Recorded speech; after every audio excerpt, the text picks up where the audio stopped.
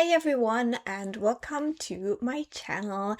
Today I want to do a little tag video because I haven't done one of these in a couple of months now, and I think I have been tagged in some, and so yeah, I want to start working on those. Now this video for me, as a little bit of a stickler to the rules, feels weird because it has the word February in the title, so it feels weird filming this in April, but I hope this will still be interesting to you.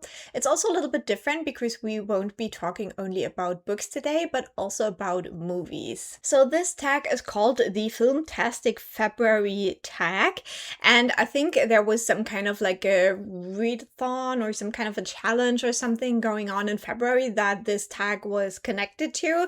I completely missed out on that, so I can't really tell you anything about this. I was tagged by Ellen from the channel Ellen Made Book Club, which I would very much recommend you go check out if you don't know it already. Ellen is the person who also does the Diversity Book Bingo, which is fantastic, a great challenge that you can still join in for this year. So yeah, check the channel out. I will link it down below, as well as Ellen's video, and also maybe the original tag video for this if I can find it. Now with this tag, you have to keep in mind that I am not really well versed with a lot of movies. I feel like in the 2010s I had a phase in my life where I was going to the cinema quite a lot and I saw quite a lot of movies, but recently, especially because I live in a town that doesn't have a movie theater, I haven't been in the know about movies and stuff, so some of my answers might not be like super great, but I'll try my best. The first question is your first memory of seeing a film at the pictures or cinema. Now for me that would be the 101 Dalmatians live action movie. I remember that I went to see that with my mom when I was still very small. I'm not quite sure how old I was when that movie came out. I didn't check, but yeah, I was definitely a small child and I remember that we went to the cinema for that. Now I grew up in a small village, so again we didn't have a cinema nearby, so I didn't really go to the cinema a lot as a child, and I watched a lot of like my Disney movies at home that I had on VHS and yeah, that's just it. Question number 2, a book about film. And for that, I don't have like something specific. I have on hold them, but for the longest time, I owned books about the Lord of the Rings movies. Now this answer will come up again and again, so I'm warning you right now, but as a teenager, I was absolutely obsessed with the Lord of the Rings and also with the Lord of the Rings movies. I love them still. I did a rewatch of the whole like special extended edition trilogy a couple of weeks ago and it was just bliss. So yeah, I had some books about how they made the movies as well. Third question, a novelization or a tie-in book? And I don't really have stuff like that. I feel like, you know, I was obsessed with the OC, like really obsessed, but I never had like one of the tie-in books for that series. I know there were like books, but I never owned them or knew anything about them. But then one that came to my mind that I feel like more resembles the movie than the original classic it's based on would be the Gatsby book by Niveau. That book is called The Chosen and the Beautiful, and for me, when I read it when it came out, it basically felt like a retelling of the movie. Like while I was reading it, I could picture all of the movie of The Great Gatsby, and so yeah, this is not like a good answer, but for me, it very much felt like it was based on the movie and it wasn't so much a retelling of the original Gatsby classic. Question number 4 is a film about writers or writing. Now again, I think The Great Gatsby could count for that because we do have the frame story of Nick writing about his experiences with Gatsby as he seems to be in some kind of a mental institution, and similar to that we have Moulin Rouge by the same director, where we again have the frame story of the male main character writing about his experiences in the Moulin refuge as a writer and trying to work through his feelings. So I think both of these use this kind of setup of the story. Apart from that, another one that is a little bit unhinged, but when I first saw it, I really enjoyed it, is Quills. Quills is a movie about Marquis de Sade, and it is, as I said, a bit of an unhinged movie, but I just don't know. It's like those are the kinds of movies I feel like they don't make anymore. So if you have never seen it and you're interested in Marquis de Sade, I would say watch it. I don't know if you would actually learn a lot, but this is just so peak 2000s like noughties movie for me, and in a way, as I said, they don't make movies like that anymore. And the last one that came to my mind for this category is The Secret Window. This is a movie with Johnny Depp before he just became horrible. I cannot watch his movies anymore, but back in the day I really enjoyed this one, and I think it is based on a Stephen King story, so this one was quite interesting. It has a bit of an interesting twist to it that I feel like maybe now feels overdone, but when it came out I still kind of liked it. Now for the fifth question, I don't really have an answer, or maybe I do, but it's just boring. It would be a film that brings back fond memories, and if I'm completely honest, like I don't have a ton of fond memories. My brain likes to remember the bad stuff, so my only reasonable answer could be The Lord of the Rings, honestly, because I don't have any other movie where I feel like that sparks like a memory. Like I have movies I enjoy watching and that give me comfort every single time, but I don't have movies where I feel like there is like a memory attached to it.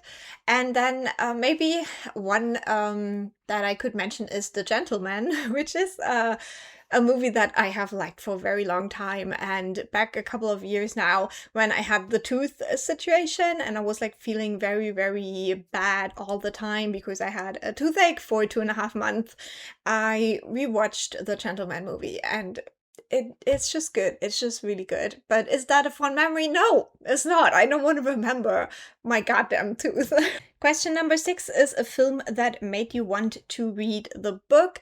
I always have a hard time remembering whether I have read the book first or seen the movie first if it has been like a very long time. And also very often I will only consume one, the book or the movie. So I don't really have a ton of answers for this. One that is very definite in this category is Arrival. Arrival is a fantastic movie that I love very, very, very much. It made me feel so many things. I cried when I watched it in the cinema.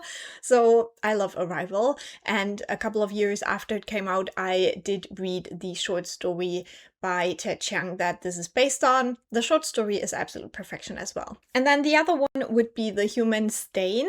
This is one of the first movies and books where I encountered the concept of white passing. And so for me, that was very interesting because it's not like something that I had really heard about before or had ever considered, because, you know, in Germany, I think the question of race is very different. Like, I'm not saying we don't have racism, but I feel like it's not the same as it is in the US, where something like white passing as a concept makes much more sense in my head. So I hadn't really been introduced to that concept. And since then, I have read multiple books, also some classics like Passing.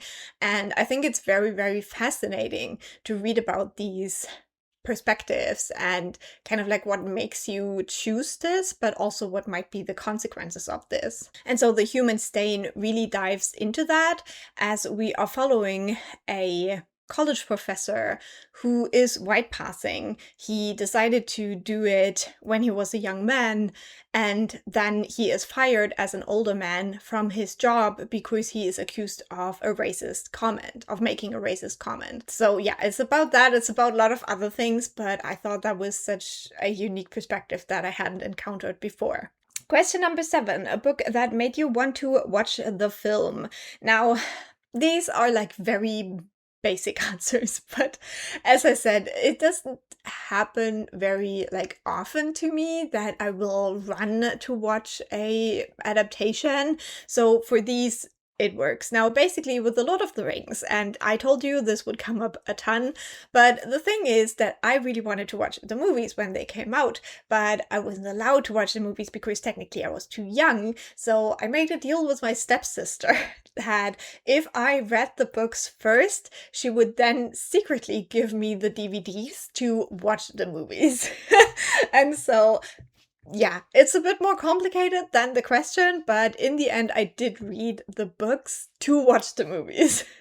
Another one would be Hunger Games. I remember when those movies came out, I was really, really stoked. I read Hunger Games quite late in my life. So when I was like in my 20s, like a little bit before the movies came out, and especially with Catching Fire, I had just reread the books. So I was sitting in the cinema crying every time Finnick appeared on screen, and my friends who I went to see the movie with, they hadn't read the books, so they were like, what is going on with her? And maybe the last answer for that, one that hurts me a little bit, is Shadow and Bone, so the Grisha verse. I was so excited that they made the TV show, and when they ended it after 2 seasons, it broke my little heart. I'm still not over it. I'm not. And I think I should rewatch that very soon because I hated the first trilogy of the Grishaverse. I really wasn't a big fan. I thought it was so boring, but I love Six of Crows. I love the Nikolai duology. So yeah, that they basically ended it before we could get into the like really cool stuff with Six of Crows and all of that. It broke my heart. Number 8, films based on a book story that bear no resemblance to the source. I was thinking about that, and there is probably like examples of that, but I couldn't think of anything because, as I mentioned, a lot of the times I will only do one, like read the book or watch the movie. I don't really do both a lot anymore. And so the only one that came to my mind, and I think is still not quite what the question is asking, would be Eyes Wide Shut.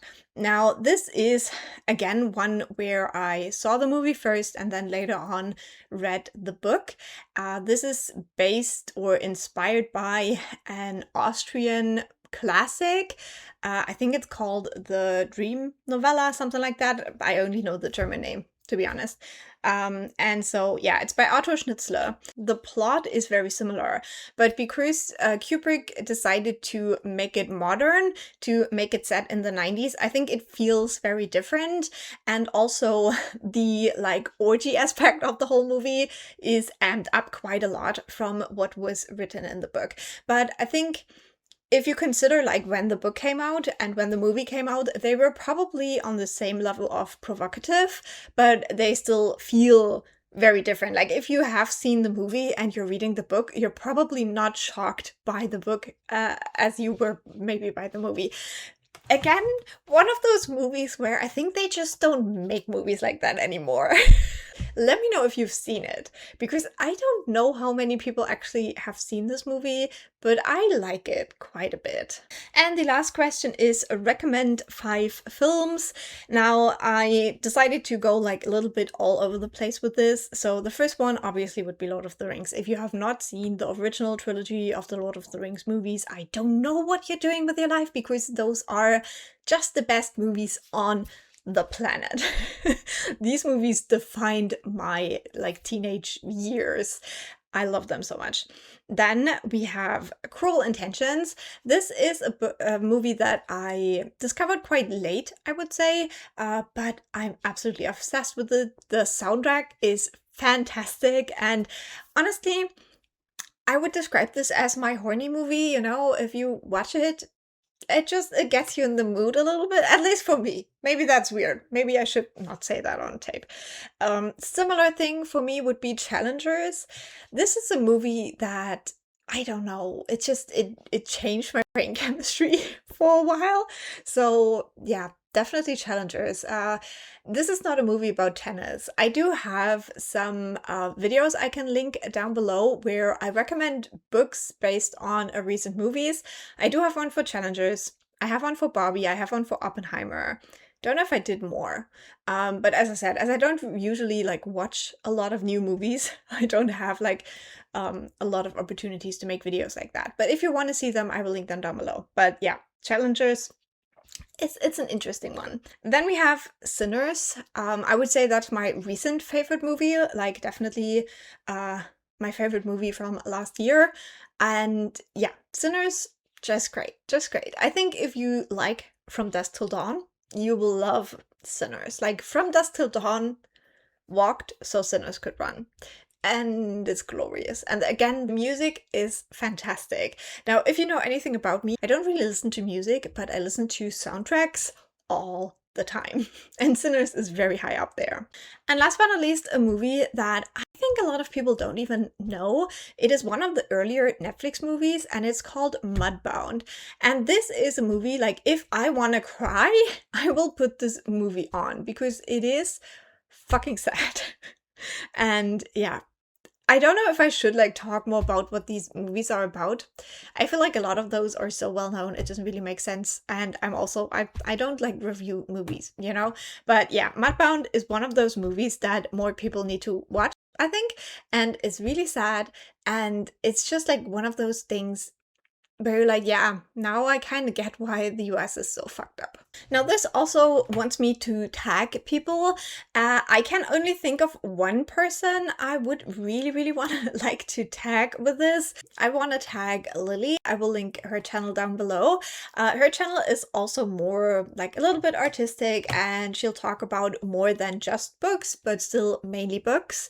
So I think for her, this might be an interesting tag. But as I was already feeling a bit weird doing the February tag, I don't want to tag more people in April. I don't know. So if you've seen this and you really want to do the tag, feel yourself tagged and just do it. And yeah, with that, I think we have come to the end of this video. This was definitely interesting for me. I don't know if it was interesting for you. If you think we do share a similar movie taste, definitely let me know down below. And maybe also, maybe two things. Let me know what is your favorite movie of all time. For me, that would be Lord of the Rings. And then let me know what was your favorite movie of last year, which would be Sinners for me. So I would love to hear about that, and I will talk to you soon. Bye!